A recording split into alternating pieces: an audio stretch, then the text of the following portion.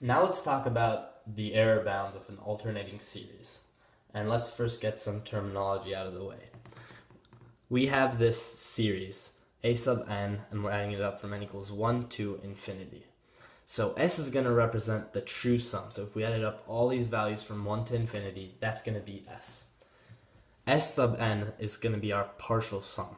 So we're only adding up the first n values. We're not going from 1 to infinity. Let's say we're going from 1 to 8. That would be s of 8, the sum of the first 8 terms. So we use this partial sum to approximate this true sum, because in reality, we're not going to be able to add up all these numbers up until infinity. And when we approximate something, we're going to get an error. And this error is going to be, well, the true value minus our approximated value. And our claim is that this error is going to be less than or equal to the value of the next term in the series. So let's say we are trying to approximate this sum with the first 8 terms. So we're going to have s sub 8. That's going to be our partial sum of the first 8 terms.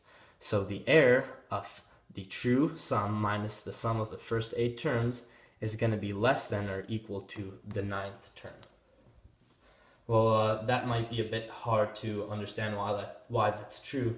So let's try and picture this in a way that you might understand better. So we have this alternating series of -1 to the n plus 1 over n. And that's pretty much just an alternating series of 1 over n. So let's go ahead and write out the values of n versus a sub n. So n equals 1. Well, if you plug in 1, you get -1 squared, which is 1 over 1. Excuse me. And that is just 1. Well, if we plug in 2, we get -1 cubed, which is -1 over 2, which is -1/2. If we plug in 3, well, we get a positive on top over 3, so it's going to be 1/3. And if you can see, there's going to be a little pattern alternating, and that's going to continue on up until infinity. So that keeps on going. Now let's plot out the partial sums. So we have this plot of the partial sum versus the amount of terms. Well, if we take the partial sum of just the first term, well, that's just going to be adding up this 1. So we have this point on our graph. Now, if we take the partial sum of the first 2 terms, that's just going to be 1 minus 1/2, which is just 1/2. The partial sum of when n equals 3 is just going to be 1 minus 1/2 plus 1/3. So that's going to be back up here. Partial sum of the 4th term is going to be this partial sum of the 3rd term, 1 minus 1/2 plus 1/3, minus the 4th term, which is a 4th. So that's going to be back down here. And then the 5th term is going to be up here. And it's just going to bounce over this imaginary line right here.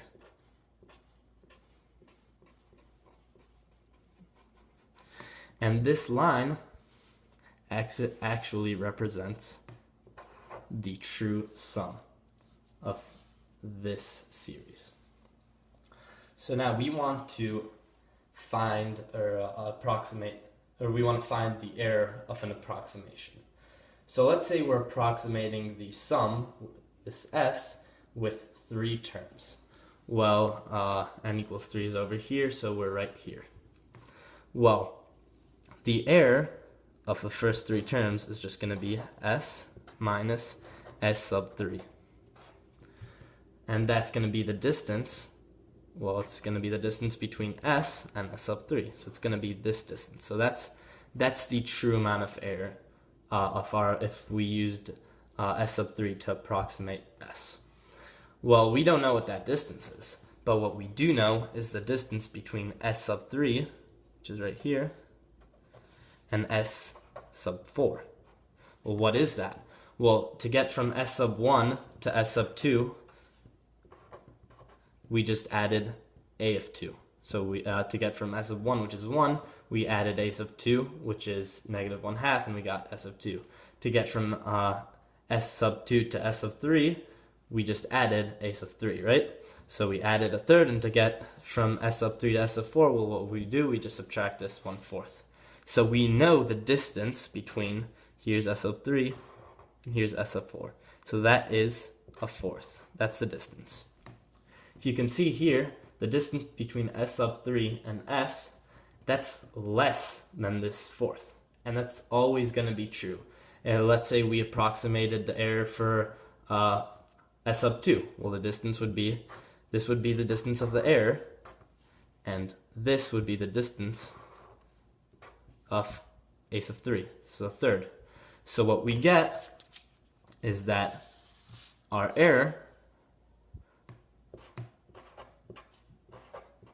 is always less than or equal to the value of our next term.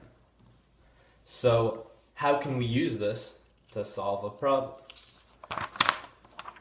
Well, right here we have a problem, and it says how many terms of this certain series from n equals 1 infinity of the alternate series of 1 over 2 to the n times n squared do you need to sum in order to approximate s, which is the true sum from 1 to infinity, to the nearest hundredth?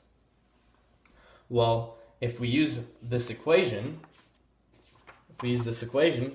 what we need to find is that when the first value where this is less than what we want for the error, and we want the error to be less than 100th. So we want this value to be less than 100th. So let's go ahead and write out the first couple terms in our series. So the first term, if we plug in n equals 1, we get negative 1 squared, which is just 1, over 2 to the first is 2, times 1 squared is 2. And then we get minus, because that's the alternating series.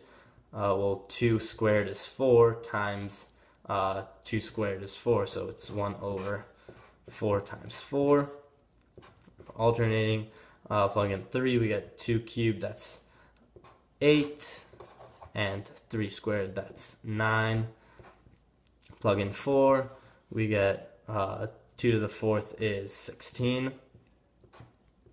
and 4 squared is 16. Let's do one more term. 2 to the 5th is 32, and 5 squared is 25. And that's gonna go on to infinity. So that's gonna be s. Well, these are all the terms a sub n. So instead of having them as a fraction, I went ahead and plugged them into the calculator. So 1/2 is 0.5 minus, well, 1 over 16 is 0.625 plus 1 over 8 times 9 is 0.0138, and then 1 over 16 squared is 0.0039, and we can basically stop right there. This is going to keep on going, but if you noticed, this is the first value that is less than 100th. All these values are greater than 100th. This is the first value that's less than 100th. So this value is going to be this value right here. And so, well, this is a sub 4. And we know that a sub 4 is n plus 1, so we get n plus 1 equals 4, n equals 3. That's how many terms we need. And our error, so n equals 3, our error, we could write out like this. Well, the true sum minus s sub 3 is going to be less than or equal to, well, 0.0039. And that's how you can use this error-bound equation to approximate the sum of alternating series to a certain value that you'd like.